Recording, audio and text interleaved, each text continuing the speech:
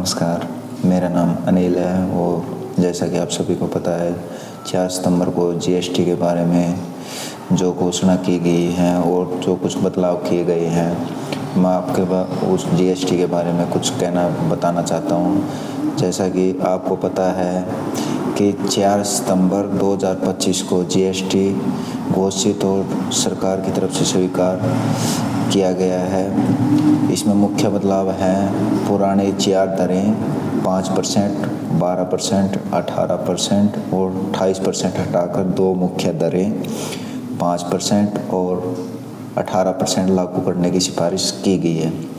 इसके अलावा 40% के नई स्लैब सिर्फ जो नशा पता करते हैं नशेड़ी और जो बड़ी बड़ी गाड़ियों का शौक रखते हैं उनके लिए 40% स्लैब में रखा गया है।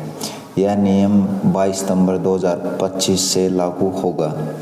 सेक्टर का प्रत्येक जीएसटी पर अलग अलग प्रभाव देखने को मिलेगा, जैसे कि खाद्य और दैनिक उपयोग, जहाँ पे आपको जीएसटी 0 यानी कि बिल्कुल ही सरकार ने ख़त्म कर दिया है। जैसे कि कैंसर की दवाएं, जीवन रक्षक दवाएं, कैंसर की चिकित्सा सामग्री, व्यक्तिगत जीवन में होने वाले बीमे और स्वास्थ्य से संबंधित पॉलिसियाँ, नक्शे, कलम, पेंसिल, जैसे कि आम गरीब जनता के ऊपर भी इसको अच्छा लाभ देखने को मिलेगा।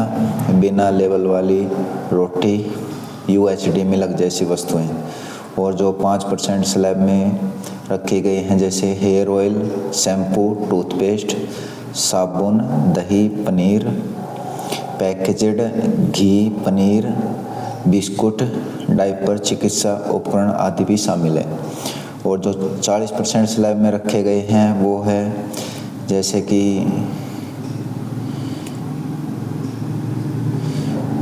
जो फलों के पेय पदार्थ हैं और कार्बोनेट पेय हैं, कैफीन युक्त पेय पदार्थ हैं, जैसे कि अनियमित तंबाकू के पत्तों के अलावा सिगरेट और तंबाकू के विकल्पों से बनी हुई अनेक चीज़ें, और जैसे जो महंगी गाड़ियों का शौक रखते हैं, मोटर कारें, 350 सीसी से अधिक क्षमता वाले मोटरसाइकिल, प्राइवेट जेट और निजी उपयोग वाले विमान, नौका, अन्य मनोरंजन, खेल कूद के लिए जहाज, रिवॉल्वर, पिस्टल और अन्य पिस्तौल।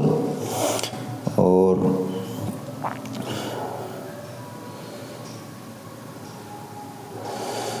जो उद्योग और अपने ऊर्जा के हैं, कोयले के अतिरिक्त अब जीएसटी में पुराना जो सेस है वो बिल्कुल ख़त्म कर दिया गया है।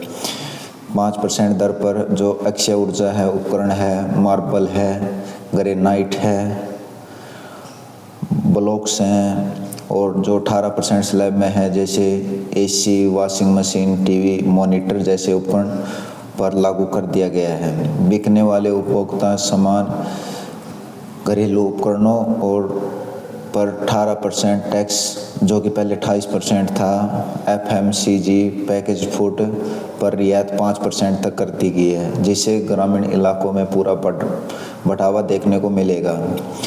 सेवाएं जैसे एमएसएमई, निर्यात, रिफंड, अनुपालन, रजिस्ट्रेशन अवधि घटाकर 3 दिन और जो उसका रिफंड प्रोसेस है वो 7 दिनों में, विशेषकर एक्सपोर्ट सेक्टर जैसे टेक्सटाइल, रसायन, फार्मा। जीएसटी जल्द 22 सितंबर को लागू हो जाएगा।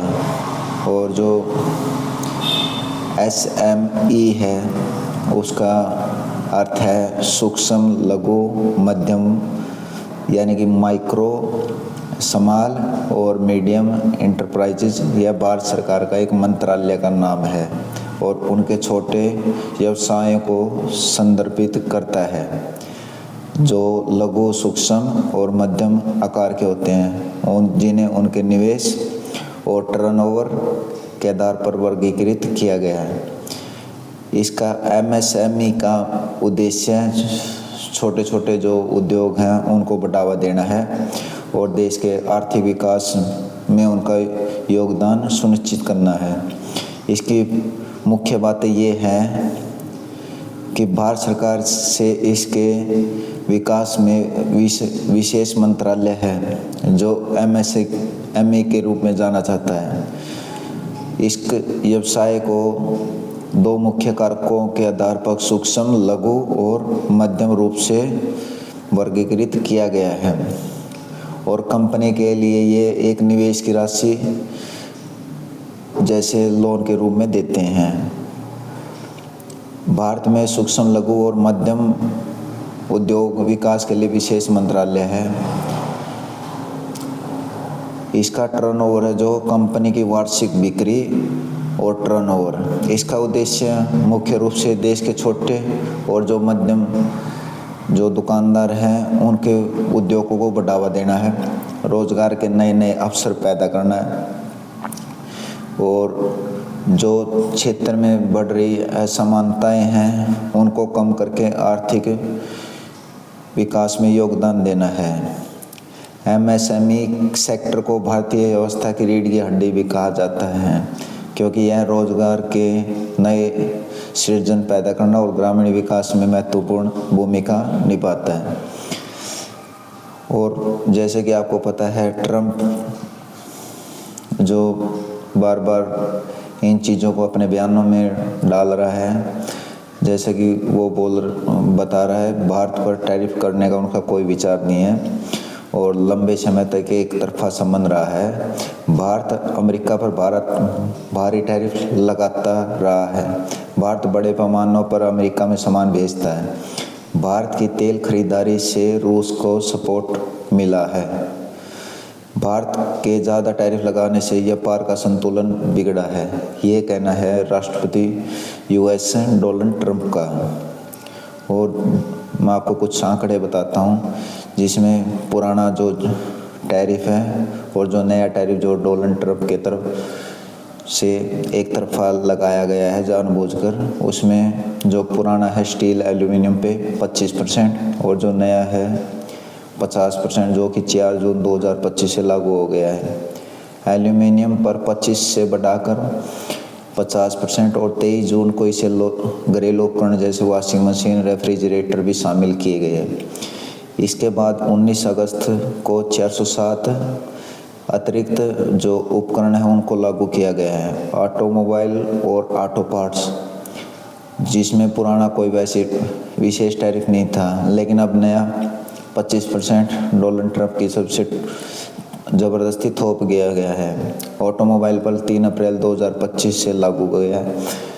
ऑटो पार्ट्स पर 3 मई 2025 से लागू। USMCA से उपवाद की तरफ दिया गया है। कॉपर पे पहले कोई टैक्स नहीं लगता था, लेकिन नया 50% अप्रैल के अंत में घोषणा 1 अगस्त 2025 से लागू कर दी गई है।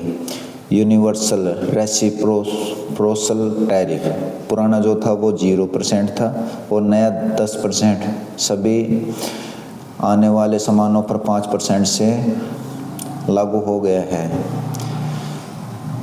देश विशिष्ट रेसिप्रोकल टैरिफ पुराना निर्भर करता था, नया 11% से 50% कुछ देशों पर 7 अगस्त 2025 से लागू कर दिया गया है। चीन के सामानों पर टैरिफ की झलक, पहले औसतन 125 से 143%, अप्रैल में उच्चतम स्तर, फिर 90 दिवस के लिए 14 से घटाकर 30% किया गया और ट्रंप ने उन देशों पे भी टैरिफ लगा दिया गया जो वेनेजुएला का तेल आयात करते हैं।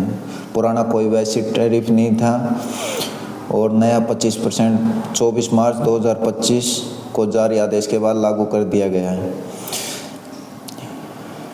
और ये जो टैरिफ लगाया गया है डोनाल्ड ट्रंप की तरफ से, ये बिल्कुल एक तरफा लगाया गया है, जो कि भारत के ऊपर दबाव डालने का प्रयास किया जा रहा है कि भारत रूस से तेल खरीदता है और अमेरिका इस बारे में बिल्कुल मना कर रहा है। कहीं ना कहीं जाके ये दोनों देशों की बातचीत के द्वारा कहीं ना कहीं बीच में ये 10% और 15% के बीच में सेटल होने की उम्मीद है और इस टैरिफ का छोटे दुकानदार से लेके बड़े दुकानदार तक बिल्कुल असर देखने को मिल रहा है। और दवाइयाँ सामान कुछ भी अमेरिका से आने जाने वालों पर बिल्कुल दिक्कतों का सामना करना पड़ रहा है। आशा है, उम्मीद है आप सभी दर्शकों से कि ये मेरी सेकंड वीडियो है। अगर कुछ भी मेरी तरफ से कोई गलत शब्द या कोई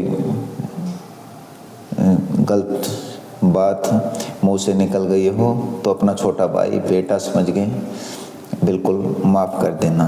धन्यवाद। नमस्कार।